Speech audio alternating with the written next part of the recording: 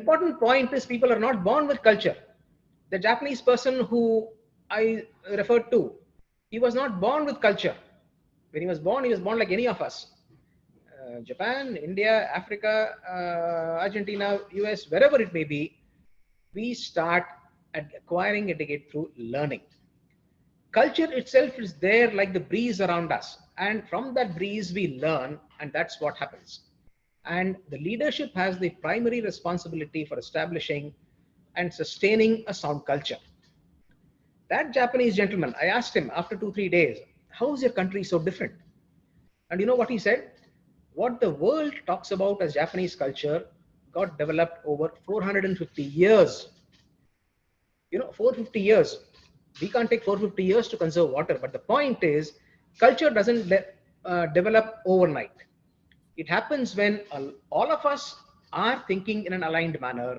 We may disagree, debate, all that can happen, but then finally we come out and say, this is what we are going to stand for. These are the values we are going to develop. And as far as water is concerned, we are going to make sure that we are going to go back and work the way nature designed it to be. And there, leadership becomes an important element. What is leadership?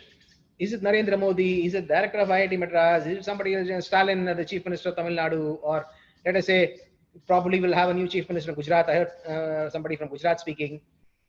Is it that? The answer is no. The point is, a leader is anyone who is an influencer, which means each and every one of us who influences in our respective spheres, however small or big it may be, is a leader. And every one of us will have to work on contributing towards building a positive culture, right?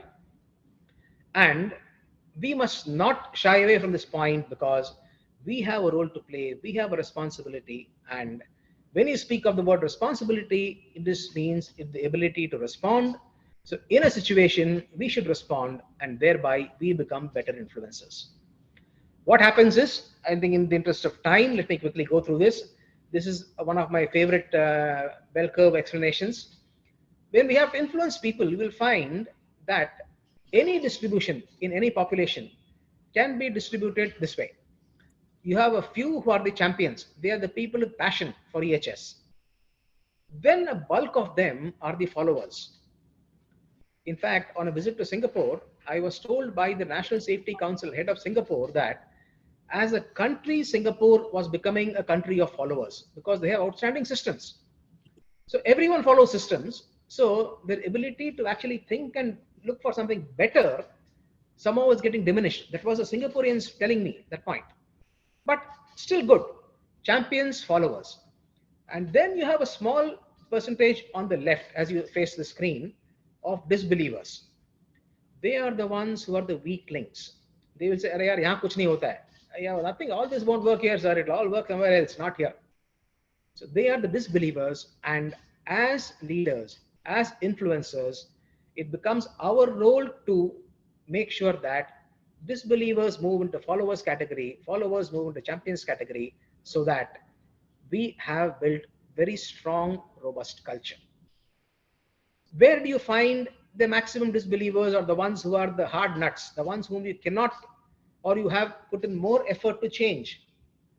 Invariably, from my experience, I have seen that they are the ones who are closest to you, the ones who are at home. What happens is, the ones who are the closest to you, for example, I can share with you my own example at home. I have the biggest challenge in influencing my wife to pick up some of these principles. And that's because she says, "No, keep all this in your office and all your things. I must get this work done in so much time, so please let me do it my way." And there, as an influencer, it becomes important for me to draw on my own resource in terms of what I'm going to show you on the next slide, the last probably slide, and use creative methods by which they start also becoming followers and champions from being disbelievers. So this, my friends, as leaders, I think from this moment onwards, we must start getting committed to. And once we do that, we'll go back to doing the way nature wants us. If you come to look at any organization, home, restaurant, NASA, Indian government, whatever you see, You will find that broadly an organization can be layered into three layers. Frontline, they are the ones who are out in the front doing things repetitively. Middle management and leadership. Frontline are the ones who do things repetitively, the ones who make tea, the ones who are constantly typing, the ones who are tuning carburetors, the ones who are aligning pumps. They are jobs technicians. They are the ones who are constantly doing the tailors. What you find is they need more of skill. So you will see the skill bar being longer. They will need a bit of will, they will need a bit of knowledge, but skill bar is longer. Repetitive jobs need more skills, in application of more skills. But they also have problems, and so they go to their next higher levels, which are the middle management. They have to find a solution, or they have to make things better. They need to have more knowledge. They need to apply more knowledge.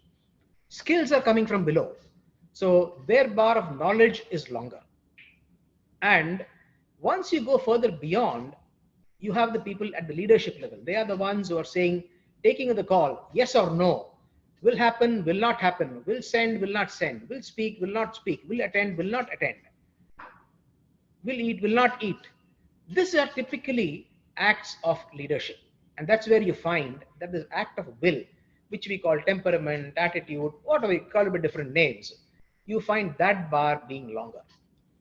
So skills come from the front line, knowledge application happens at the mid levels, will is exercised at the leadership level. And once this happens, you find that an organization or a home or government or whatever it may be, a restaurant, whichever way, wherever we are, becomes better.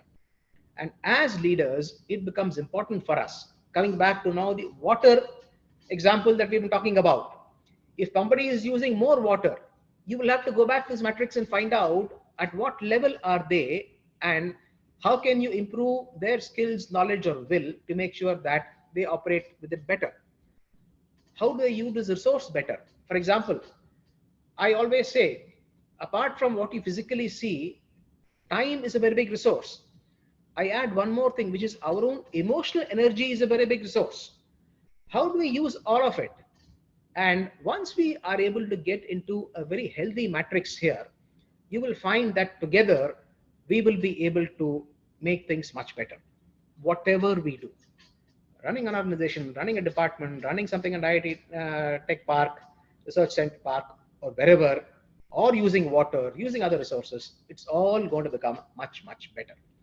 So this is something, my friends, we should all be conscious of. And once we get into this, we will be able to do things much better.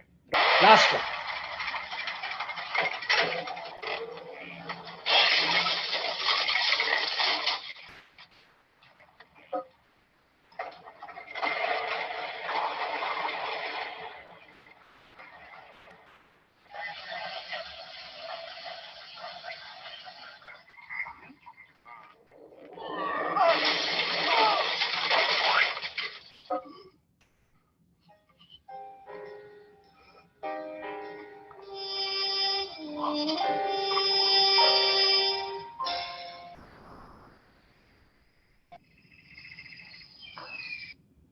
This is a very old video I picked up from the World Wildlife Fund, but I've always found it relevant in any context. It's the individual, who must start thinking differently, speaking differently, acting differently. Once we do that, we will find the world a happier place, right? Thank you, friends.